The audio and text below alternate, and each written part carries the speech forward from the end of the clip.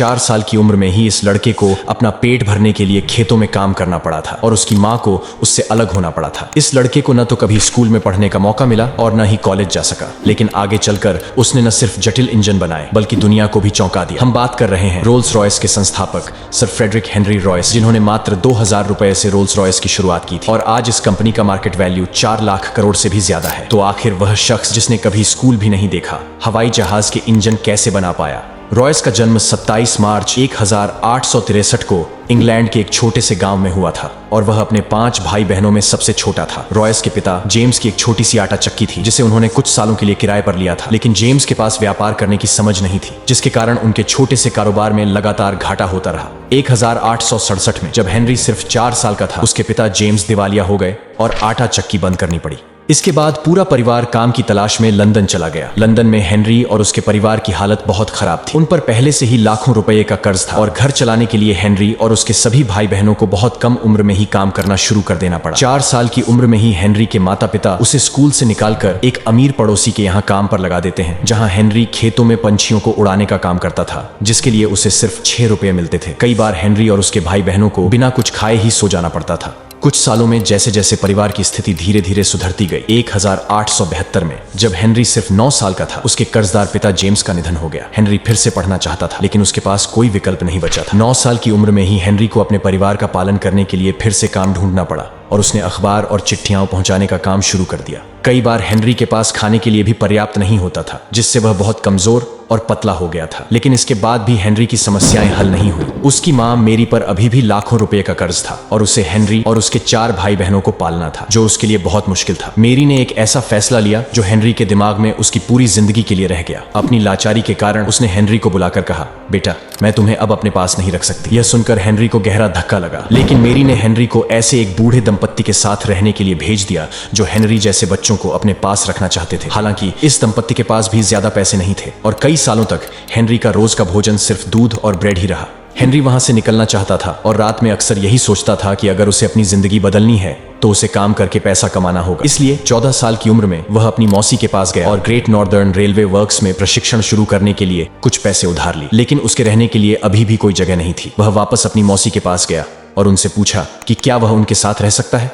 उसकी मौसी ने जवाब दिया, देखो, मैंने तुम्हें पहले ही बहुत सारे पैसे दे दिए हैं, मैं अब तुम्हें यहाँ रखने का खर्च नहीं उठा सकती। कुछ दिनों बाद उसकी मुलाकात जॉर्ज नाम के एक शख्स से हुई, जिसका बेटा हैवलॉक हेनरी के साथ प्रशिक्षण ले रहा था। जॉर्ज ने हेनरी को उनके साथ रहने का सुझाव दिया, क्योंकि उनकी एक वर्कशॉप थी जहां वह अपना प्रशिक्षण जारी रख सकता था। हेनरी दिन में काम करता था और रात में जॉर्ज से कई नए इंजनों और औजारों के बारे में सीखता था, जो भविष्य में उसके लिए बहुत उपयोगी साबित होता। सब कुछ ठीक चल रहा था जब तक कि हेनरी को एक और समस्या का सामना नहीं करना पड़ा। उसके प्रशिक्षण के तीसरे साल में उसकी मौसी ने जो पैसे दिए थे वो खत्म हो गए। उसने कई लोगों से मदद मांगी, लेकिन किसी ने भी उसकी सहायता नहीं की और अंत में उसे रेलवे वर्क्स में अपना प्रशिक्षण रोकना पड़ा। 17 साल की उम्र में हेनरी को electric light and power company में नौकरी मिल गई, जहां उसे प्रति घंटे 1 रुपया मिलता था। इसके बावजूद हेनरी का ध्यान हमेशा नई चीजें सीखने पर ही रहता था। अपनी नई नौकरी में वह इतना समर्पित था कि वह अक्सर खाना भी भूल जाता था। उसने पैसे बचाए और रात में इलेक्ट्रिकल इंजीनियरिंग की कक्षाएं ली ताकि कुछ नया सीख सके। आखिरकार हेनरी की लगन और निरंतर सीखने ने उसके बॉस को प्रभावित किया। उसके बॉस ने हेनरी को बुलाकर कहा, हेनरी, हम आपके काम और लगन से बहुत खुश हैं। हमने आपको चीफ इंजीनियर के रूप में हमारे लिवरपूल कार्यालय में भेजने का फैसला किया है।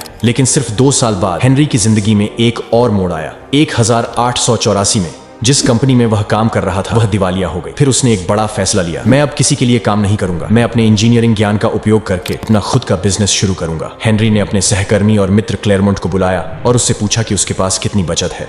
क्लेरमोंट ने कहा कि उसके पास लगभग 5000 रुपए हैं और मेरे पास 2000 रुपए हैं, और इसी के साथ उन्होंने मैनचेस्टर में AH रॉयस एंड कंपनी की शुरुआत की, जो इंजीनियरिंग उपकरण बनाती थी। कुछ ही महीनों में हेनरी ने एक इलेक्ट्रिक डोरबेल का आविष्कार किया, जो बाजार में बहुत लोकप्रिय हो गया। अब हेनरी के पास कुछ पैसे थे और उसने बड़ी चीजें बनाने का फैसला किया। डोरबेल के बाद उसने एक बिजली का जनरेटर बनाया और 1884 तक उसने सिर्फ 7000 रुपए से शुरू किया गया उसका व्यवसाय सालाना 20 लाख रुपए कमा रहा था और उसकी कंपनी ने लाखों रुपए जमा कर लिए थे। हेनरी अब अमीर था, लेकिन वह कुछ और भी बड़ा करना चाहता था। इस समय तक पेट्रोल से चलने वाली कारें बाजार में आ चुकी थीं और हेनरी अपनी इंजीनियरिंग दिमाग के साथ उनमें बहुत दिलचस्पी लेने लगा। 1901 में हेनरी ने अपनी पहली कार डेकाविले खरीदी, लेकिन जैसे ही वह उसे घर ले गया वह फिर से खराब हुई। अगले दिन हेनरी ने उसकी मरम्मत शुरू कर दी।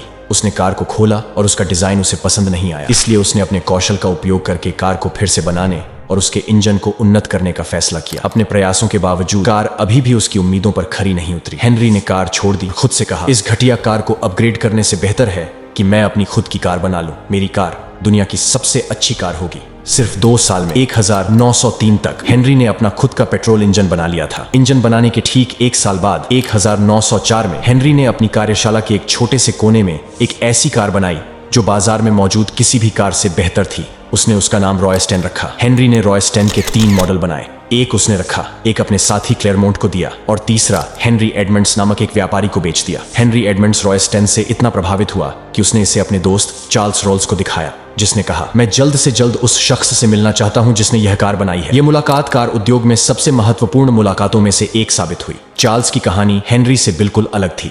चार्ल्स रोल्स हेनरी रॉयस के बिल्कुल विपरीत बैकग्राउंड से आते थे। वह एक अमीर परिवार से थे और उन्होंने इंग्लैंड के सबसे प्रतिष्ठित स्कूलों में शिक्षा प्राप्त की थी। कारों के प्रति उनके जुनून ने उन्हें एक सफल कार डीलर बना दिया था। हेनरी एडमंड्स द्वारा रॉयस्टेन को दिखाए जाने के बाद चार्ल्स इतने उत्साहित थे कि वह तुरंत हेनरी से मिलने के लिए बेताब थे। कार उद्योग की 2 दिग्गज हस्तियां हेनरी रॉयस और चार्ल्स रोल्स की मुलाकात आखिरकार 4 मई 1904 को हुई। हर किसी को लगता था कि स्कूल तक न जाने वाले और गरीबी में पले बड़े हेनरी और दुनिया के सबसे अमीर परिवारों में से एक से ताल्लुक रखने वाले और बेहतरीन कॉलेजों में पढ़े चार्ल्स के बीच साझेदारी नामुमकिन है। लेकिन इस मुलाकात में कुछ अनोखा हुआ। दरअसल चार्ल्स को रॉयस्टेन इतनी पसंद आई कि वो उसे सीधे लंदन स्थित अपने घर ले गए। रात को लंदन पहुंचने पर वह सीधे अपने सबसे अच्छे दोस्त के घर गए और जगाते हुए बोले, जल्दी उठो, मुझे दुनिया का सबसे बेहतरीन मोटर इंजीनियर मिल गया है। आखिरकार 1906 में दोनों ने मिलकर रोल्स रॉयस लिमिटेड नाम से अपनी कंपनी शुरू की और महज 2 सालों में यह दुनिया की सबसे बेहतरीन कार कंपनी बनने की राह पर चल पड़ी थी। 1906 में जब चार्ल्स के धन और व्यापारिक कौशल ने हेनरी के इंजीनियरिंग कौशल का साथ दिया तो उन्होंने 6 सिलेंडर इंजन वाली रोल्स रॉयस सिल्वर घोस्ट को लॉन्च किया। हेनरी और चार्ल्स ने उसमें दुनिया का सबसे दमदार और स्थिर इंजन लगाया। इंजन की स्थिरता साबित करने के लिए उन्होंने इंजन पर एक गिलास पानी रखा और उसे पूरी रफ्तार से काफी दूर तक चलाया। जब कार रुकी तो सभी लोग हैरान रह गए क्योंकि गिलास से पानी की एक बूंद भी नहीं गिरी थी। इस घटना के बाद कार को दुनिया की सबसे बेहतरीन कार घोषित कर दिया गया। 1921 तक रोल्स रॉयस की मांग इतनी बढ़ गई थी कि डिलीवरी के लिए प्रतीक्षा अवधि 3 साल तक हो गई थी। सब कुछ ठीक चल रहा था, लेकिन फिर हेनरी के जीवन में एक और दुखद घटना घटी।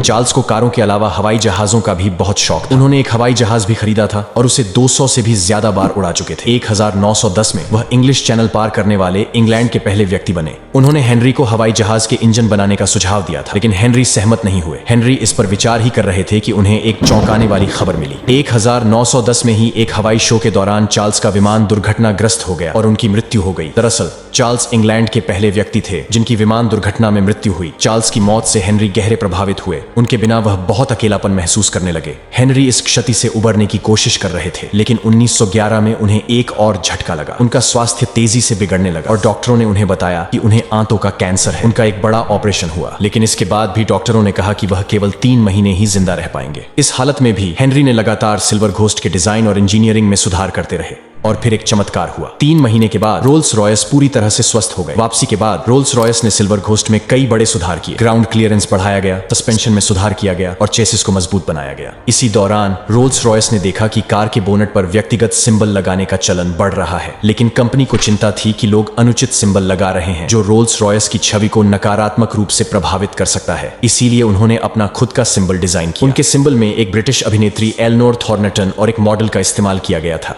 यह मूर्ति एक महिला को आगे झुकते हुए, उसके हाथ पीछे की ओर फैले हुए और उन पर तेज हवा चलती हुई दिखाती है। यह सिंबल डिग्निटी, स्वतंत्रता और गति की भावना का प्रतीक है। इसका नाम स्पिरिट ऑफ एक्सटेसी है। एक्सटेसी का मतलब होता है अत्यधिक खुशी। इन सभी सुधारों के कारण रोल्स रॉयस की बिक्री और मुनाफा तेजी से बढ़ रहा था। 1913 तक उनका मुनाफा 90,000 पाउंड से अधिक हो गया था और अंतर्राष्ट्रीय स्तर पर शाखाओं का विस्तार करने की योजनाएं भी बन रही थीं। लेकिन फिर कुछ ऐसा हुआ जिसने रोल्स रॉयस को लगभग तबाह कर दिया। पहला विश्व युद्ध 1914 में शुरू हुआ, लेकिन रोल्स रॉयस इसके लिए तैयार नहीं था। युद्ध के कारण अर्थव्यवस्था चरमरा गई, जिसने रोल्स रॉयस जैसी लग्जरी कार कंपनियों को प्रभावित किया। बिक्री गिर गई और कंपनी को अपने कर्मचारियों को निकालना पड़ा। सभी को लगा कि रोल्स रॉयस युद्ध से नहीं बच पाएगा, लेकिन रोल्स रॉयस के कुछ और ही प्लान थे। रोल्स रॉयस ने सेना के अधिकारियों से मुलाकात, जिसके बाद उन्हें एहसास हुआ कि युद्ध में विश्वसनीय और उच्च प्रदर्शन वाली कारों की जरूरत है। इसलिए रोल्स रॉयस ने सिल्वर घोस्ट को संशोधित किया और उसे एक बख्तरबंद कार में बदल दिया। कार की बॉडी में 8 मिमी मोटा कवच लगाया गया था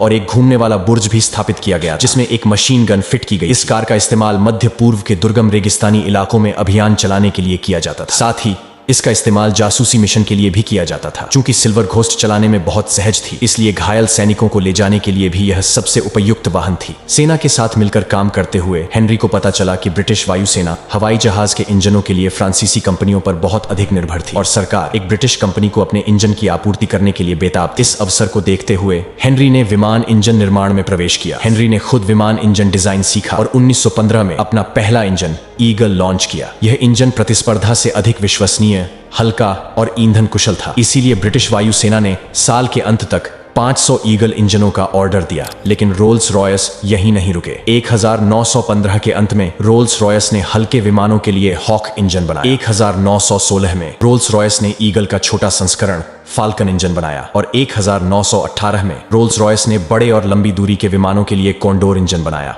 1918 में प्रथम विश्व युद्ध समाप्त हुआ और अगले 15 वर्षों तक रोल्स रॉयस ने कारों और विमान दोनों इंजनों पर ध्यान केंद्रित किया। 22 अप्रैल 1933 70 वर्षीय हेनरी रॉयस ने अपनी अंतिम सांस ली। सर हेनरी रॉयस की मृत्यु के बाद से रोल्स रॉयस ने कई उतार चढ़ाव देखे हैं। एक तरफ फैंटम, सिल्वर शैडो और घोस्ट जैसी प्रतिष्ठित कारें लॉन्च की गई, वहीं दूसरी तरफ 1960 के दशक में उन्हें वित्तीय कठिनाइयों का सामना करना पड़ा, जिसके कारण उनके विमानन और ऑटोमोबाइल व्यवसायों को अलग कर दिया गया। और वर्तमान में रोल्स रॉयस का स्वामित्व BMW मोटर्स के पास है।